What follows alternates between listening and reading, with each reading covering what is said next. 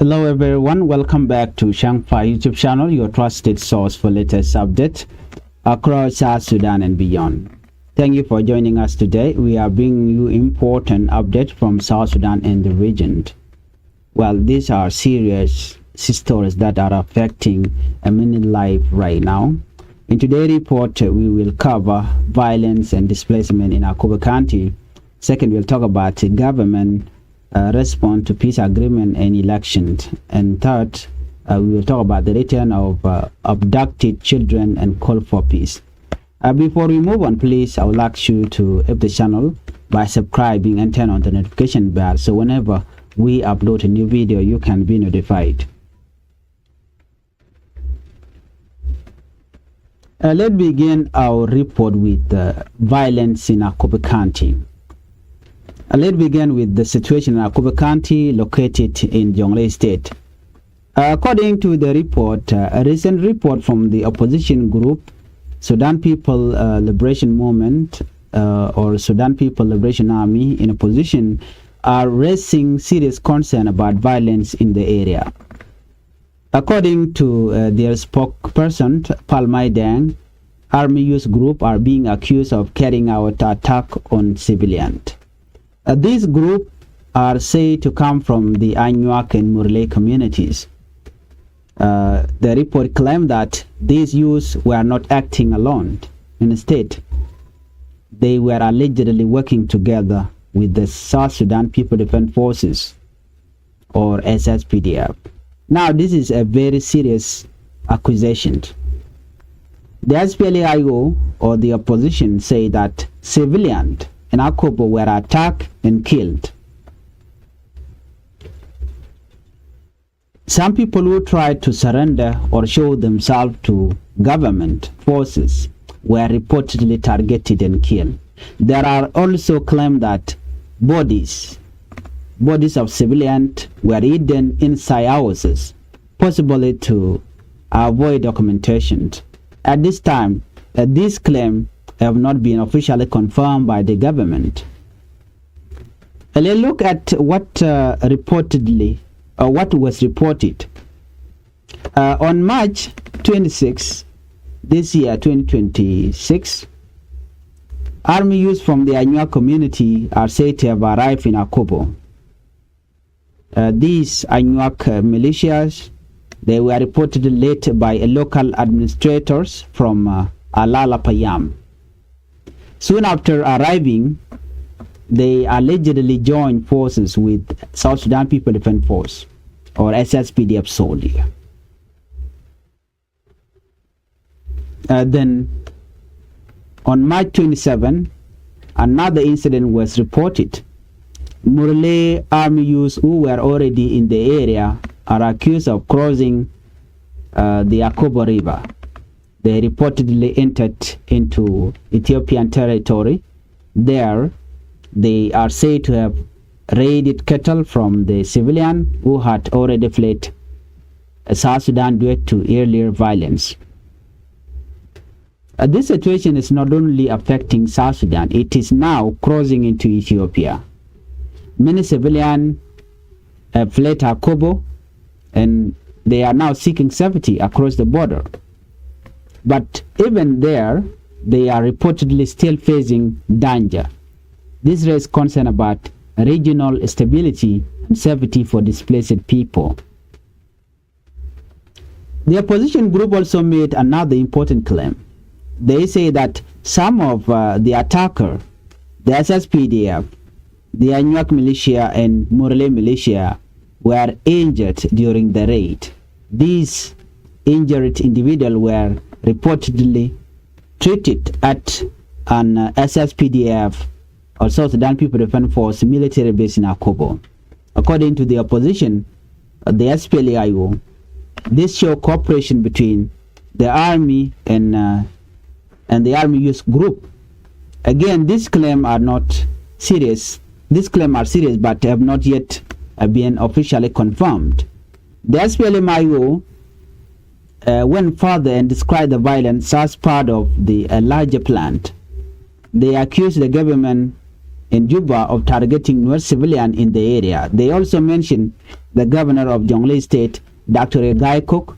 They claim that Regai Cook may have been play a role in mobilizing army use. So far there has been no response from the government or the SSPDF regarding these accusations. And let's look at the humanitarian situation there. Meanwhile, the humanitarian situation is getting worse. Thousands of people have been forced to leave their home. Many are now displaced, with some crossing into Ethiopia. Aid organizations are trying to respond, but access to the area is limited. There are also reports of ongoing insecurity, which make it difficult to deliver help. People are living in fear, and there are growing concerns that violence could continue. Let's talk about, let's take a moment here. This situation, it shows how quickly conflict can affect ordinary people. Families are being separated, homes are being lost, and many are left with no choice but to run for safety. You can understand this critical moment for the North civilian living in Akobo. Akobo right now is empty, where all the civilians fled the town. They are living now in the border between Ethiopia and South Sudan. And this is where things get serious. The army used from Murale and the Anywa communities attacked them, killed them, and took their cattle. This is a developing story. It is very dangerous for civilians who fled the war. Instead, the SSPDF and this use cross over Ethiopian territory to attack them there. So let's move on. Now look at the government and peace process.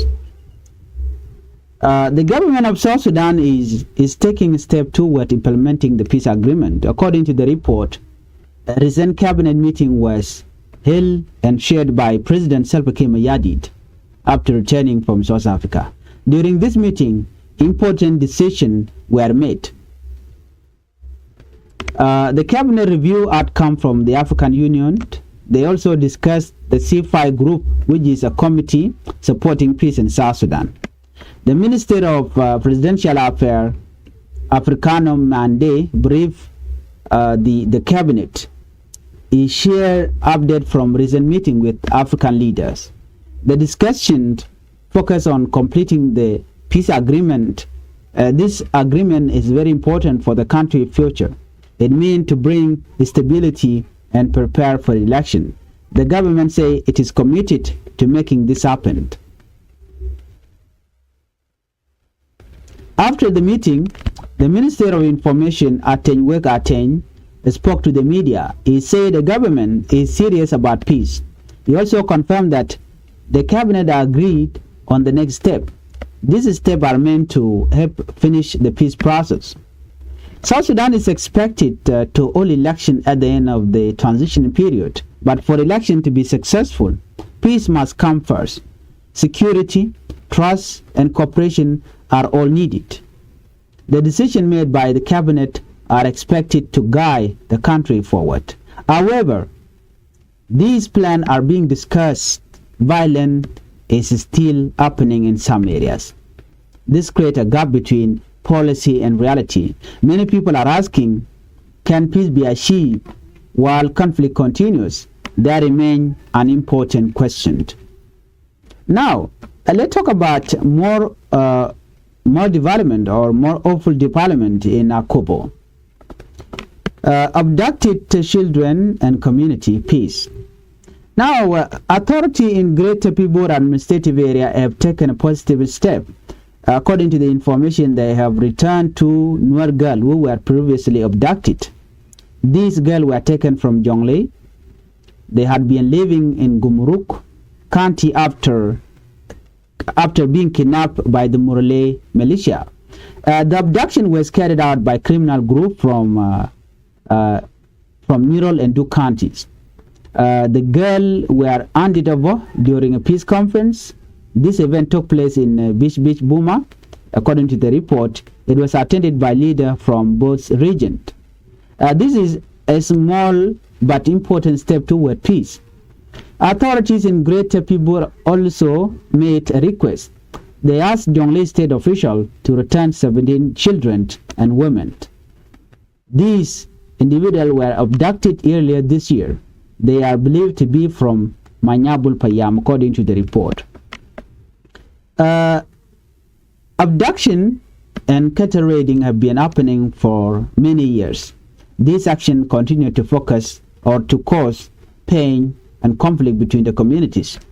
Families are left waiting for their loved one. Children grow up in fear and uncertainty.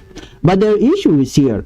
The government of South Sudan never took an action against these criminals that are abducting children and raiding cattle for many years.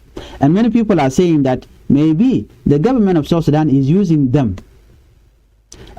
So there is a peace conference aimed to bring communities together. Leaders are trying, to build trust at the local level. So this might be a sign of peace, but peace does not only come from government. It also comes from communities working together. But government, of course, can enforce law and can put law into order.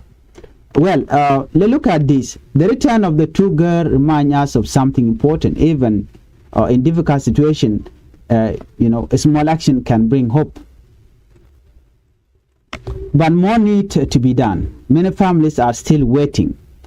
So if you find this reporting useful, please make sure you subscribe to our YouTube channel for more latest updates. Thank you. Let me meet on the next report. Bye-bye.